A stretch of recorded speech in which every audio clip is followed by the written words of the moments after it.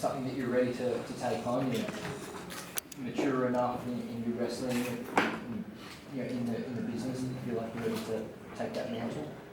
You know, I don't know if anybody's ready to take over John Cena's spot. You know, I think it's called John Cena's spot because it's John Cena's spot. And, you know, John Cena didn't try to become The Rock. He was just John Cena.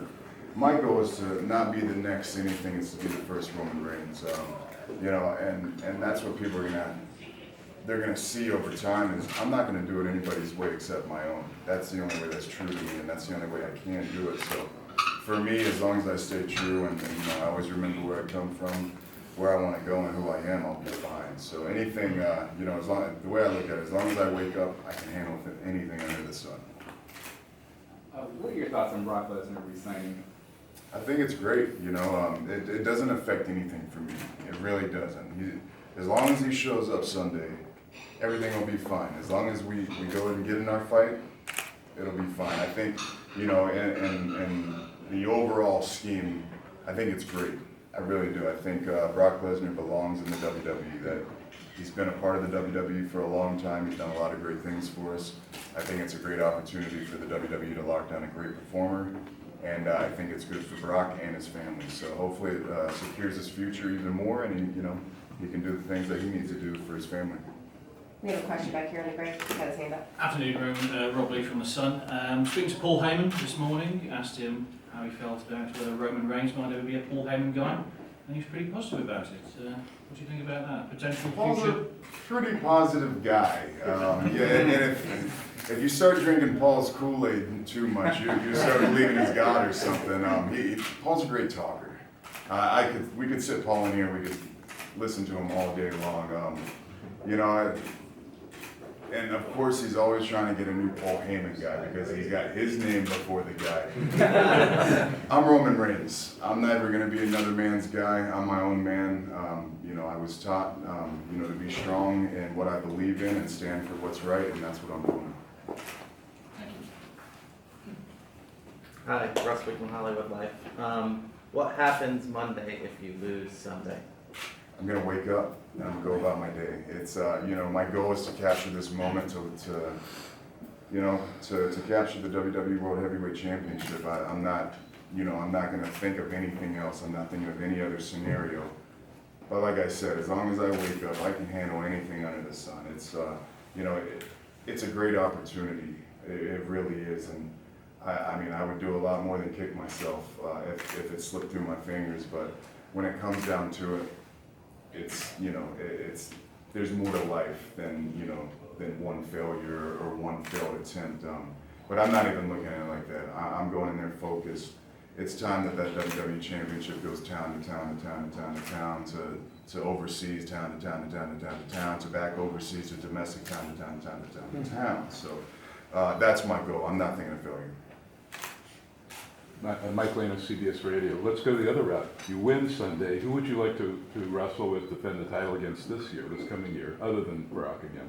You know, I'm the type of guy, I'm pretty secure in my skill set. I think I'm a great matchup for anybody. I got a good bit of speed and quickness and a whole lot of power. So I think I match up well against anybody. I think it'll be a great match against anybody.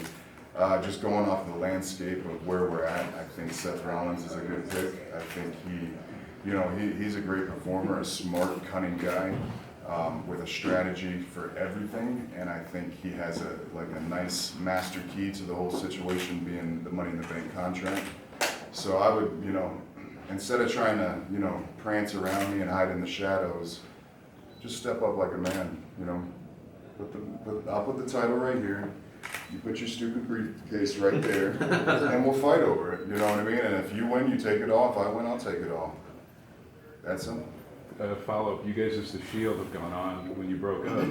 Each of you guys, huge main event stars.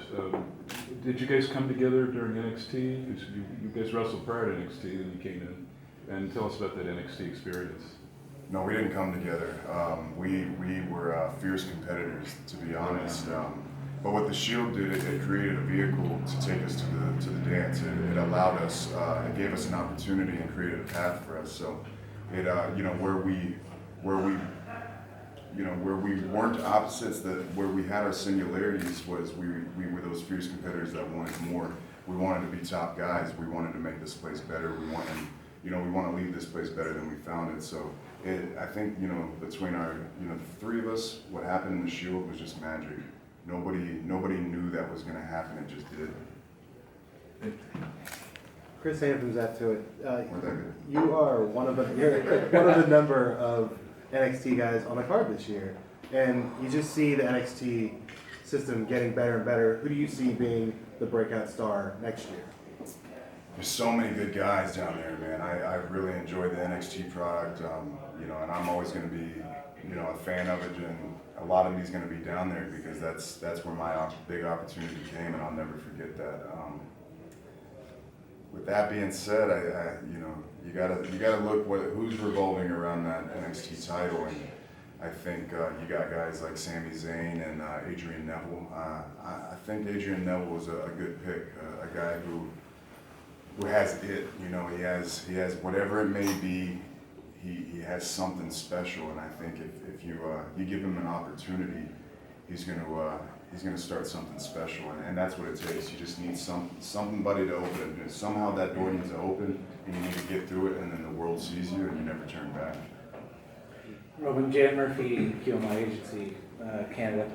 We spoke before the Royal Rumble, and you talked about what it would be like to win the Rumble and earn that berth at WrestleMania. For given the large, you know, family tradition that goes on. Same thing. Have you got family in attendance this weekend? And what would a win at WrestleMania mean?